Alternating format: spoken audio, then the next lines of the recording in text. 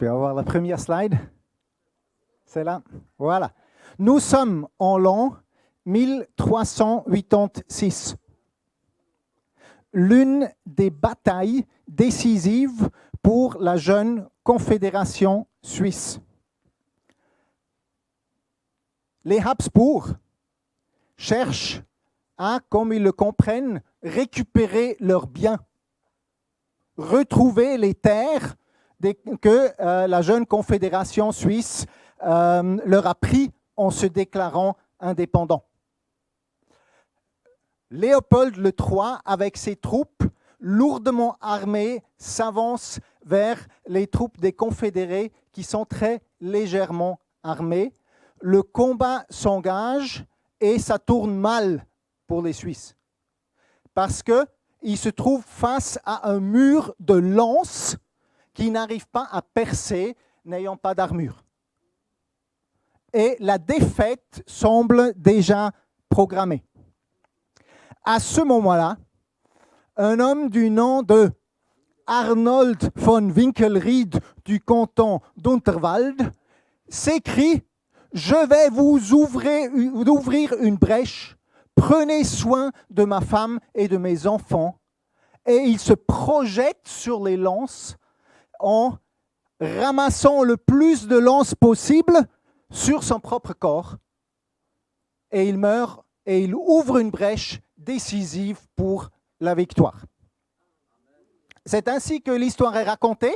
Les historiens se débattent si Arnold von Winkelried a réellement existé ou si c'est un héros légendaire de la Suisse.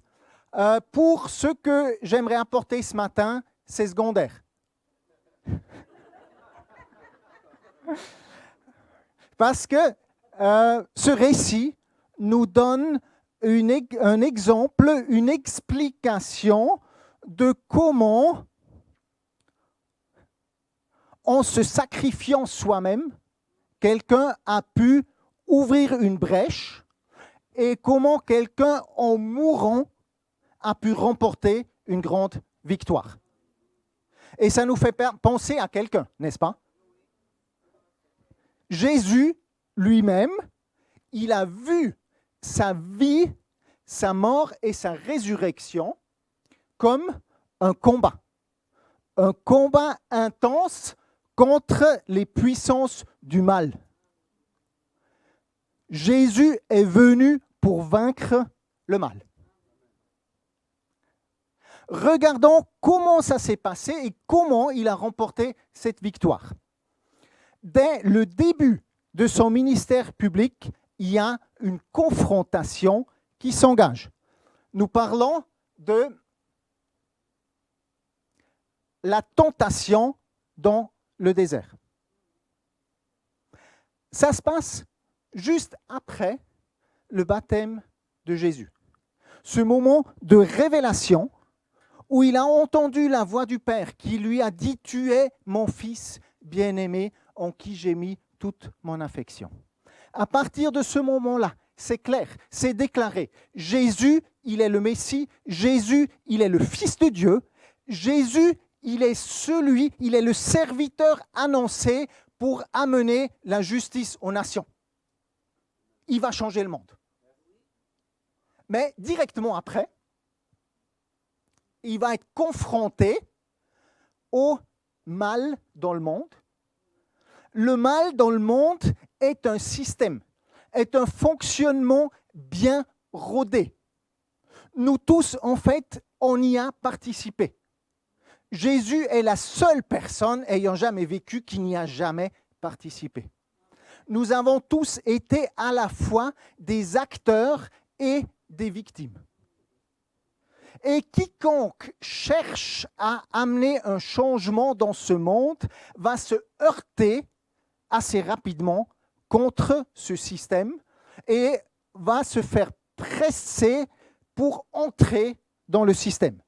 Et Jésus va faire face à 3 tentations. La première tentation, c'est la plus simple, c'est ton ventre d'abord. Tu dois manger, n'est-ce pas? Alors, tu prends soin de tes besoins d'abord, et après, si il reste la force, là, tu peux t'engager pour autre chose. Est-ce que vous connaissez cette tentation?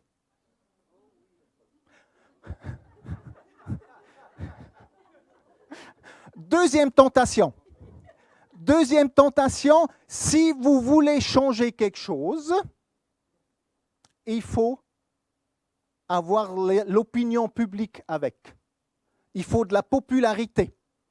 Et il faut avoir des fans. Il faut avoir des followers. Il faut être un influenceur. Il faut gagner l'opinion publique. Il faut faire quelque chose de spectaculaire. C'est la deuxième tentation à laquelle Jésus est confronté. La troisième tentation, la plus flagrante, la plus directe, et c'est celle qui arrive à toute personne, en fait, qui cherche à se lever pour amener un changement quelque part. Il y a quelqu'un, vous pouvez être sûr, quelqu'un qui va venir, qui s'approcher d'elle en disant « Tu te joins à nous, on va être avec toi, tu es de notre côté, on prendra soin de toi, tu auras toute l'influence que tu veux. » Un ami africain, un frère chrétien africain qui vit dans une ville hautement corrompue, m'a raconté une fois la chose suivante. Il a dit, tous ceux qui sérieusement se sont levés dans notre ville pour amener un changement, soit ils ont disparu, soit maintenant ils roulent en grosse 4x4 et ils se taisent. Viens avec nous, on prendra soin de toi. Ce système-là est comme une gigantesque toile d'araignée. Normalement, quand on se prend dans la toile d'araignée, on ne voit pas l'araignée. On voit juste la toile. Jésus est confronté directement à l'araignée. L'araignée qui est aussi appelée Satan, le diviseur, le tentateur. Satan, ce n'est pas son nom, c'est une description de ce qu'il fait. C'est le rebelle dans la création de Dieu, celui qui détruit et qui amène la destruction. Et Jésus lui résiste. Jésus lui résiste d'une manière très simple, mais en même temps très compliquée. Il dit tout simplement non. Non, je ne participe pas à votre système. Je n'entre pas dedans. Et il s'appuie sur la parole de Dieu. Parce que dans ces moments de tentation, on peut se poser des questions. Est-ce que j'ai raison? Est-ce que j'ai tort? Tous mes amis pensent que c'est juste. Alors moi, je sens que c'est fort. C'est faux. On a besoin d'une base solide. Et Jésus, il cite la parole et dit « Non, je n'entre pas là-dedans ». Et avec ça, Jésus a gagné la première manche. Ensuite, l'histoire continue.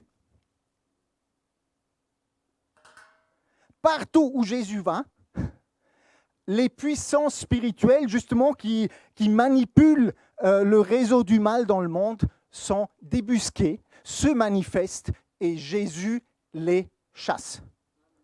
À un moment donné, ses opposants lui reprochent d'être en ligue avec le diable lui-même, en disant « mais c'est lui qui te donne la puissance ». Et Jésus répond « non, je ne pourrais pas chasser ces esprits-là si je n'avais pas, comme il dit, d'abord lié l'homme fort. » Jésus utilise une image là, une image très parlante, qui nous fait voir que ce qu'il a vécu dans le désert, c'était vraiment le combat des géants. Les deux champions se sont affrontés et Jésus a terrassé son adversaire. Ces images nous montrent aussi, et la manière par laquelle Jésus en parle, nous montre quelle intense lutte ça a dû être pour Jésus. Si on le lit comme ça nous paraît assez simple, un peu une petite tentation là, Jésus répond, une autre tentation, Jésus répond. En fait, si vous cherchez à résister vraiment au système de ce monde, ça demande une force énorme. Et Jésus, il a remporté donc cette victoire. Et il a maintenant, ce qu'il dit, maintenant que j'ai lié l'homme fort, maintenant je pille ses biens. Et c'est quoi ces biens? C'est les personnes qui sont contrôlées, manipulées par l'ennemi. Et c'est ce qu'on voit ici, justement. Partout où Jésus va, ces esprits se manifestent et Jésus les libère. Et les gens viennent vers lui pour être libérés. Ce verbe qui est utilisé là, c'est le verbe ekbalo en grec, qui est un verbe assez flagrant, assez cru, qui veut dire dégager, jeter dehors, expulser. Et là, c'est pas la grosse araignée qu'il est en train de mettre dehors, là, c'est les petits. Mais Jésus annonce, le soir avant sa crucifixion, il va utiliser le même mot. Voilà. C'est le soir avant sa crucifixion, Jésus va dire à ses disciples, c'est maintenant que va avoir lieu le jugement de ce monde. Oui, maintenant, le dominateur de ce monde va être expulsé, ekbalo. Donc, comme il a chassé les petits, maintenant il va chasser la grande araignée.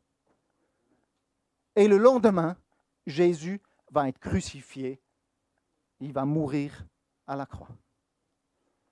Et selon Jésus, ce qui s'est passé là, c'est le moment où l'araignée a été expulsée. L'apôtre Jean va le dire plus tard, va le résumer comme ça. Or, le Fils de Dieu est précisément apparu pour détruire les œuvres du diable. Il est venu pour rompre l'immense filet d'araignée.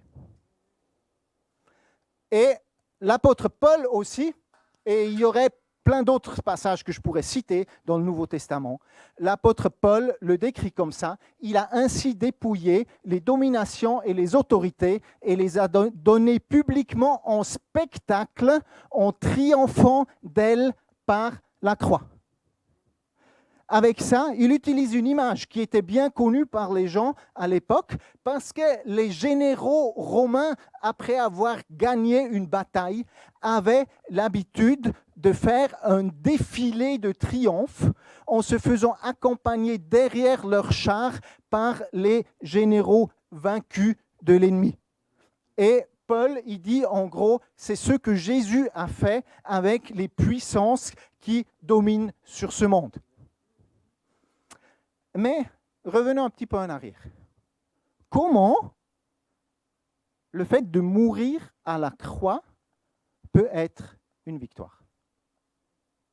Nous, on a l'habitude de le voir ainsi. Mais quelques jours plus tôt, Jésus est entré en Jérusalem sous les acclamations de la foule, Hosanna au fils de David. Et cette foule attendait une victoire. Mais ils n'attendaient pas celle-ci. Pour eux, c'était clair. Yahweh, le Dieu d'Israël, est un Dieu victorieux.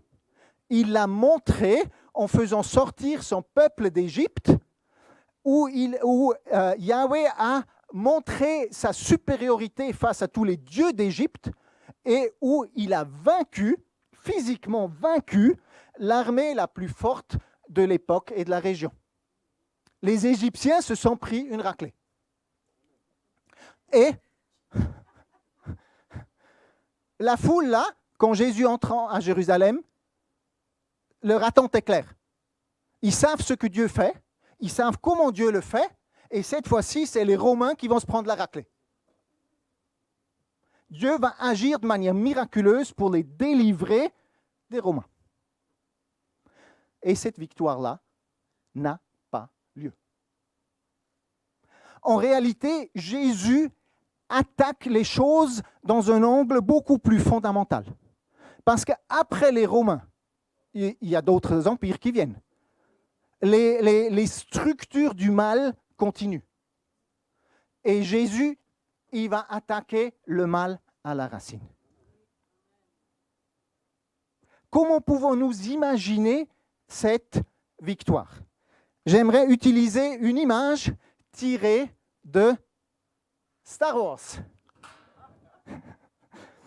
Star Wars 8, les forces du premier ordre, les gros méchants dans l'histoire, dirigés par le méchant Kylo Ren, attaquent la base des résistants qui a l'air perdue. À ce moment-là, il y a un seul homme qui se présente devant eux, Luke Skywalker. Se déchaîne alors un bombardement intense avec les armes les plus puissantes, les plus sophistiquées qui soient. Et après chaque largement de bombes et de roquettes, Luke Skywalker est toujours là, invaincu.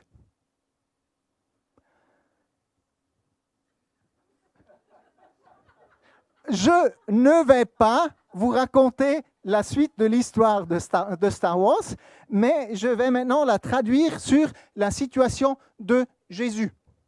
Jésus, dans l'histoire de sa passion, on peut dire, il s'est pris toutes les roquettes de l'enfer. Toutes les puissances du mal, tout ce qui peut venir contre un homme pour le détruire, il se l'est pris. En commençant par la trahison. L'un des 12 pour qui il s'était tellement donné, pendant plusieurs années, le trahit et le livre aux Romains. Ça fait mal, ça fait intensément mal. Ça suffit pour briser intérieurement beaucoup de personnes qui ont vécu. Mais ça ne s'arrête pas là. Deuxième requête, l'injustice. Un procès totalement monté, fabriqué de toutes pièces, où Jésus est condamné dans une parodie d'un procès judiciaire qui est complètement faux. Ça, c'est la deuxième requête. Je ne peux pas vous faire la liste de toutes les requêtes. Enfin, je vais faire un peu une liste de tout ce que Jésus s'est pris. Jésus a été trahi par Judas, renié par Pierre, abandonné par les disciples, calomnié, injustement condamné, moqué par les soldats et la foule, maltraité par les soldats, rejeté par la foule. Il lui a même préféré un criminel connu. Ça doit faire mal. Ah, le criminel, il est mieux que toi. On préfère lui. Jésus qui s'est donné pour cette même foule. Humilié publiquement. La croix, c'était la mort la plus humiliante. Les crucifiés exposés tout nus au regard de la foule. De l'abus intense. Tout le mal qu'on peut se prendre, Jésus se l'est pris. Tout ça se déchaîne sur cet homme solitaire à la croix. Et la question, c'est, va-t-il être vaincu ou non? Va-t-il être encore là après le bombardement? Va-t-il être encore là, pas dans le sens de va-t-il survivre? Parce que Jésus savait qu'il allait mourir.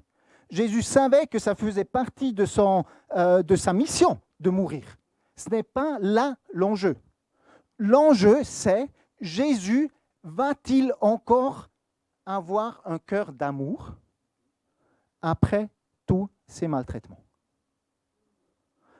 Lui qui a aimé tous pendant toute sa vie, il est confronté à un rejet tellement intense que, à mon avis, toute personne que je connais, en tout cas moi, si j'étais à la croix à ce moment-là, je réagirais en disant « Moi, je vous ai tellement aimé et vous me rejetez comme ça. Maintenant, je vous hais. »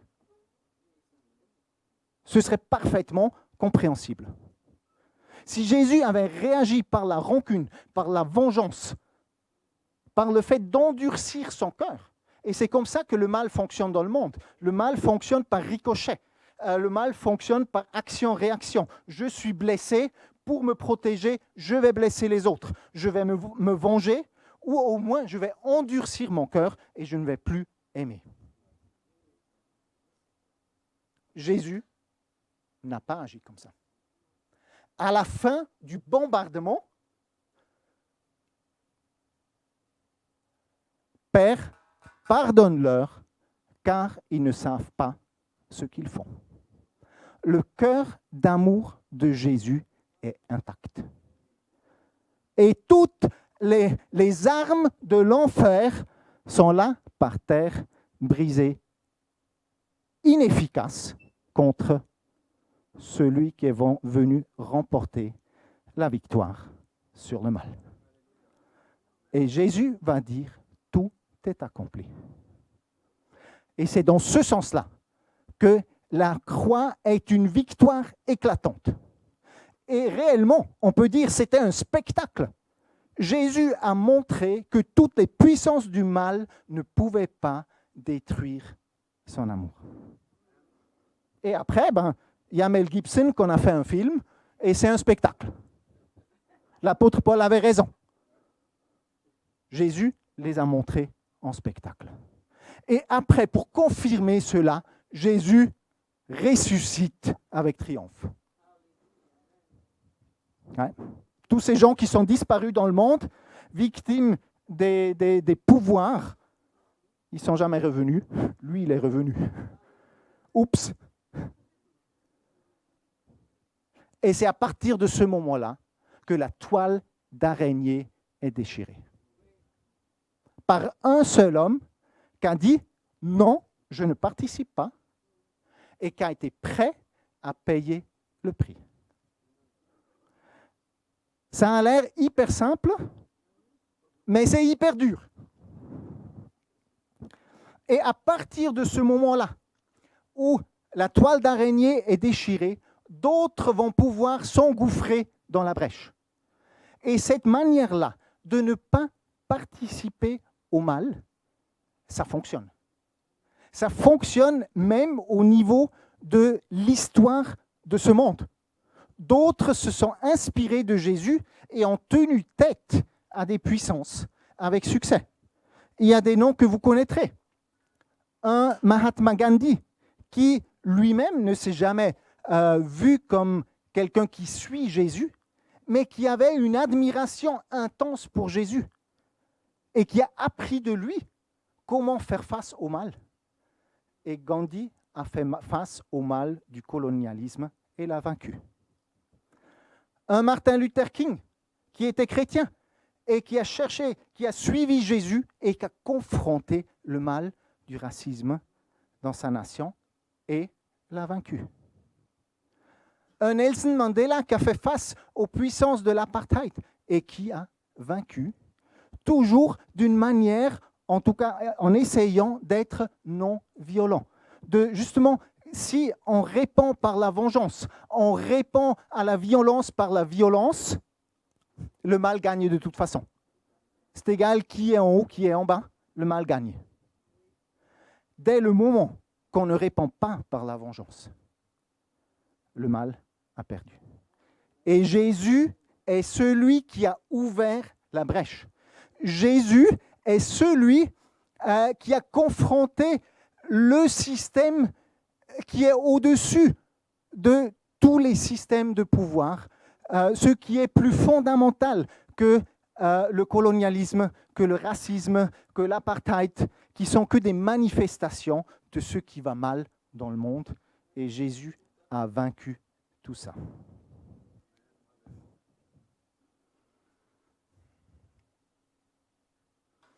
Et c'est pour ça que l'annonce de l'Évangile est une expression de la victoire de Jésus. À un moment donné, Jésus a envoyé 70 disciples dans les villages autour pour annoncer l'Évangile, pour annoncer le royaume, pour guérir et pour délivrer les gens d'esprits méchants. Et ils reviennent tout enthousiasmés et ils disent « Seigneur, même les démons nous sommes soumis en ton nom. » Et Jésus leur dit « Les démons, c'est les petits là. »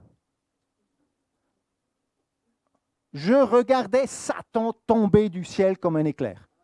La grosse araignée, les choses tournent mal pour elle. Et il dit ensuite à ses disciples, « Voici, je vous ai donné le pouvoir de marcher sur les serpents et les scorpions. » C'est une image, justement. moi j'ai dit araignée, lui il dit serpent et scorpion, et sur toute la puissance de l'ennemi, et rien ne pourra vous nuire. L'annonce de l'évangile est la proclamation de la victoire de Jésus sur le mal.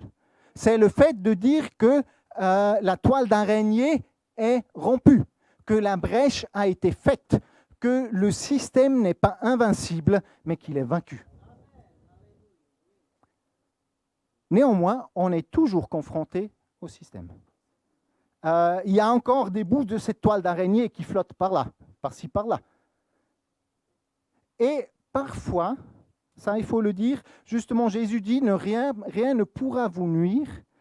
Parfois, on a compris les choses de la manière de dire, si tu es chrétien, tu ne vas jamais avoir de problème. Et oui, parfois, l'évangile a été annoncé d'une manière un peu édulcorée, en disant, Jésus est vainqueur, ce qui est vrai, rien ne pourra te nuire, c'est vrai, mais dans quel sens? Jésus, rien n'a pu lui nuire, dans le sens que son cœur d'amour est resté intact. Et c'est de cette manière-là que Jésus promet que rien ne va pouvoir nous nuire. Jésus n'est pas en train de dire « vous n'allez pas souffrir ». Parce qu'en réalité, si on suit Jésus, oui, il y a certains problèmes qu'on n'a pas, mais il y a d'autres problèmes qu'on a parce qu'on suit Jésus. Et donc, je suis désolé, par rapport à cet évangile un peu édulcoré de dire Jésus va s'occuper de tous les problèmes et tu n'en auras plus, c'est du fake news. Et ce n'est pas moi qui le dis, c'est l'apôtre Pierre qui le dit. Mes bien-aimés, ne soyez pas surpris de la fournaise qui sévit parmi vous pour vous éprouver, comme s'il vous arrivait quelque chose d'étrange. Si on a cru que Jésus allait nous libérer de tous nos problèmes, et après on a des gros problèmes, on se dit, il y a quelque chose qui foire là. J'ai pas signé pour ça. Est-ce qu'il y a un problème avec ma foi? Et Pierre s'adresse aux chrétiens qui, justement, sont dans la fournaise de la persécution. Sont dans la fournaise de la persécution parce que dès la première génération, ou assez rapidement, la jeune Église a été confrontée à un mal face auquel il devait dire « non, nous ne participons pas ». Et ce mal, c'était le fait d'adorer l'empereur romain comme un dieu, de lui vouer une allégeance totale.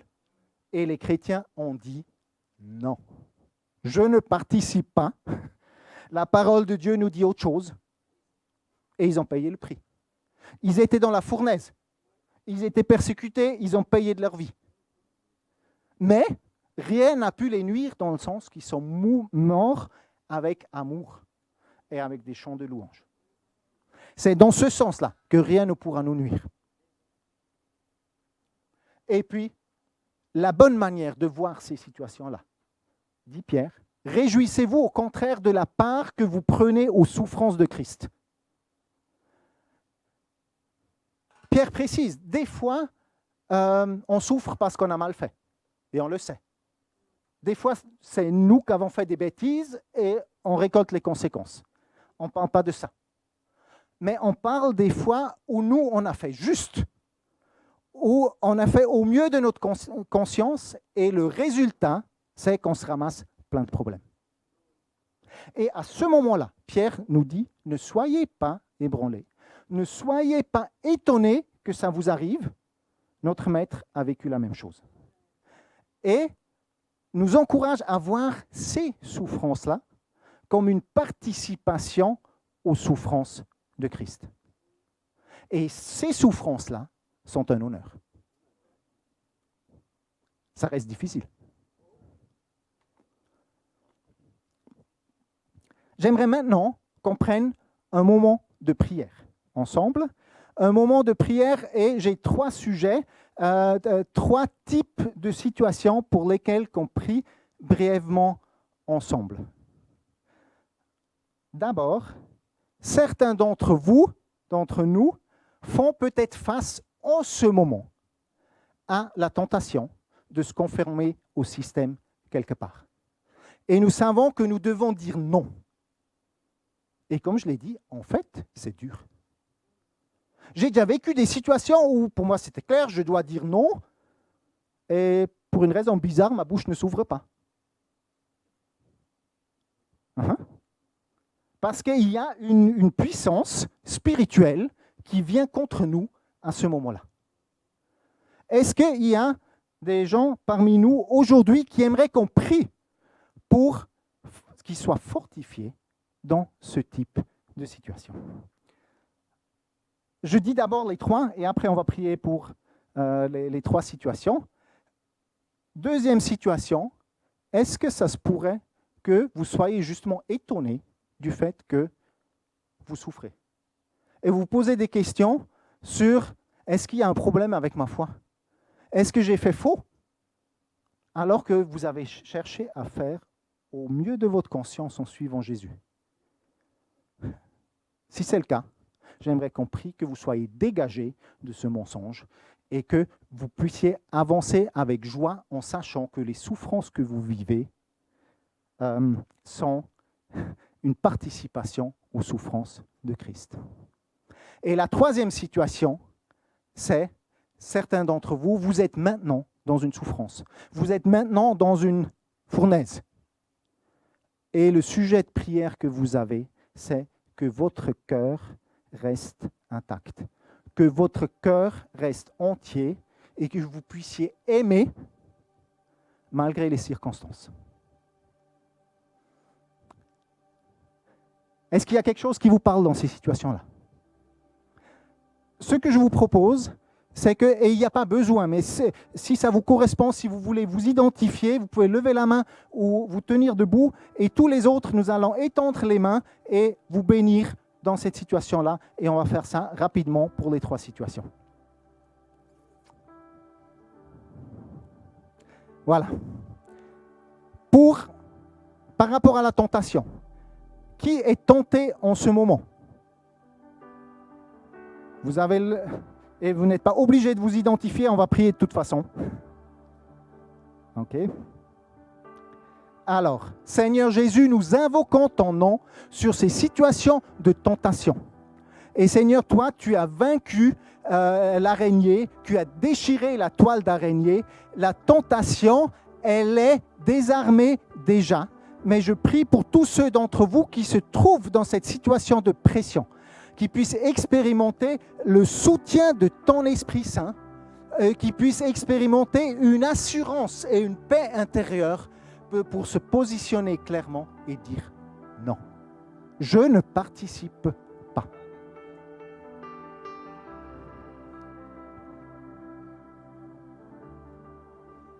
Et Jésus, je te demande maintenant de donner des paroles inspirées à ces frères et sœurs qui sont dans cette situation-là. Ces paroles comme toi, Jésus, qui désarment l'adversaire, qui amènent de la lumière, qui amènent de la clarté.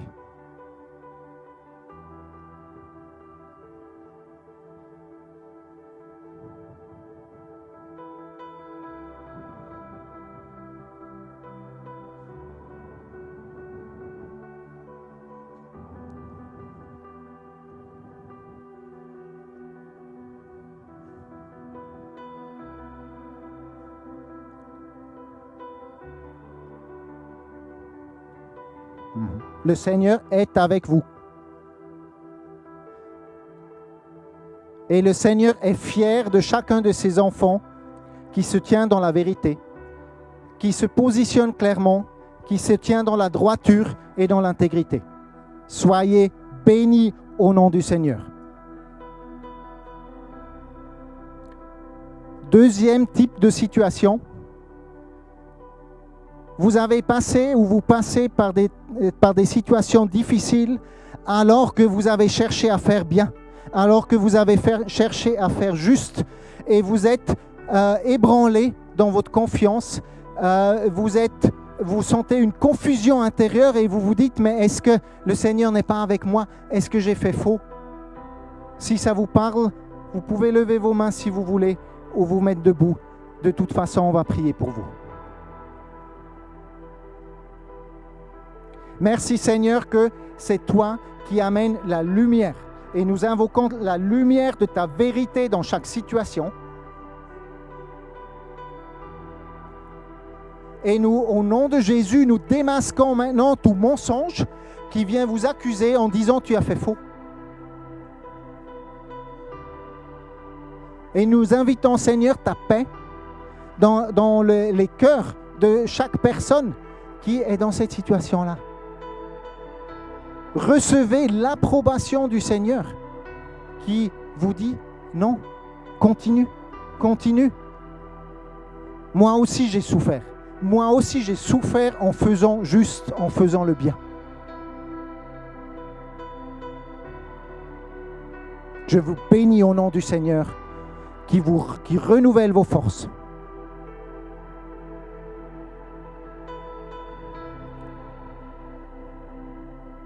Et nous allons prier maintenant pour tous ceux qui sont maintenant dans la fournaise, maintenant dans une souffrance. Et vous êtes tentés de réagir par la rancune, par l'amertume, par le fait d'endurcir votre cœur et vous ne désirez pas. Vous désirez garder votre cœur comme le Seigneur nous a demandé.